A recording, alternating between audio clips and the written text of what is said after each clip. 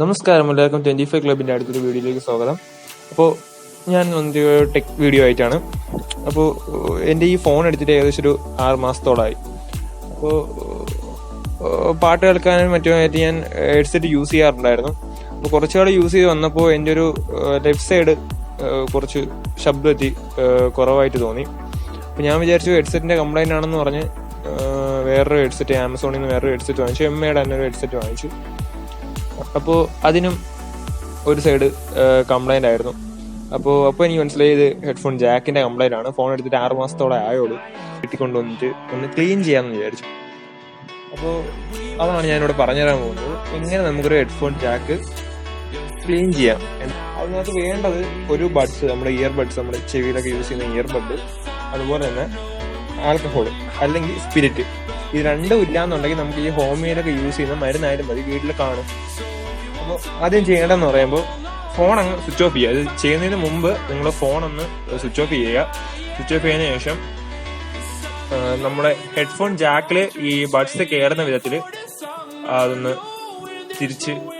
പിരിച്ചെടുക്കുക.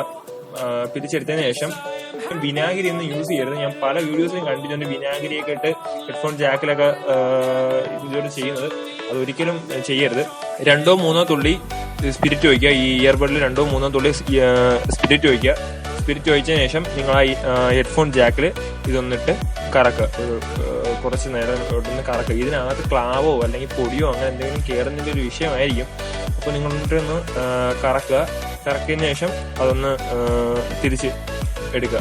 എടുത്തതിന് ശേഷം നിങ്ങൾ ഏത് ഹെഡ്സെറ്റ് ആണോ യൂസ് ചെയ്യുന്നത് അതിൻ്റെ ആ ഹെഡ്ഫോൺ പിന്നിലും കൂടെ നിങ്ങൾ ഈ 2-3 തുള്ളി ഒരു സ്പിരിറ്റ് ഒഴിച്ച് നിങ്ങളൊന്ന് ക്ലീൻ ചെയ്യുക. എന്നിട്ട് നിങ്ങൾ ഫോണൊന്ന് സ്വിച്ച് ഓൺ ചെയ്യുക. സ്വിച്ച് ഓൺ ചെയ്യുമ്പോൾ ചിലപ്പോൾ നിങ്ങൾക്ക് ആ ഒരു നോട്ടിഫിക്കേഷൻ പാനലിൽ ഈ ഒരു ഹെഡ്ഫോണിൻ്റെ ഐക്കൺ കാണും. അപ്പോൾ നിങ്ങൾ വേറെ ഒന്നും ചെയ്യണ്ട. ആ ഒരു ഈ ബഡിൻ്റെ മറ്റൊരു ഭാഗം ഉണ്ടല്ലോ, ഡ്രൈ ആയിട്ടിരിക്കുന്ന ഭാഗം കൊണ്ട് ജസ്റ്റ് ആ ഹെഡ്ഫോൺ ജാക്കിലൊന്ന് ജസ്റ്റ് ഒന്ന് കറക്കുക.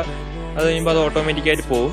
എന്നിട്ട് നിങ്ങളൊന്ന് യൂസ് ചെയ്ത് നോക്കുക. ഇതുപോലെ നിങ്ങൾ ഹെഡ്സെറ്റൊക്കെ വാങ്ങുന്നതിന് മുമ്പ്, നിങ്ങൾക്ക് ഇങ്ങനൊരു പ്രശ്നം വന്ന് ഹെഡ്സെറ്റൊക്കെ വാങ്ങുന്നതിന് മുമ്പ് നിങ്ങൾ ഇതൊന്ന് ജസ്റ്റ് ഒന്ന് ട്രൈ ചെയ്ത് നോക്കുക. ഇതൊരു 100% വർക്കിംഗ് ആയിട്ടുള്ള കാര്യമാണ്. എനിക്കിത് 100% വർക്കിംഗ് ആയിരുന്നു.